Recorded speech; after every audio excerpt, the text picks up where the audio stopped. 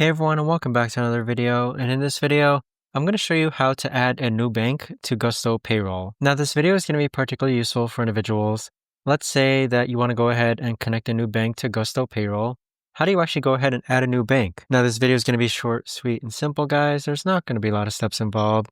So in order to do this, what you're first going to do is go into Gusto Payroll. Next, click on the bottom left-hand corner, your profile icon. Once you've done so, click on Plan and Billing. And then from here, you're going to scroll all the way down. And then right over here, you're going to see this button that says Add Bank Account. So once you click on Add Bank Account, this is actually going to go ahead and prompt you to confirm your identity so that you can go ahead and add a bank account. But there you have it, guys. That right there is the best and easiest way that I know of to actually go ahead and add a new bank account to Gusto Payroll. And if you haven't signed up for Gusto just yet, you can use my link down below in order to sign up. And once you do, you'll get a $100 gift card Visa sent to you once you run your first payroll. But thanks so much for watching, everyone, and I'll see you guys all in the next video.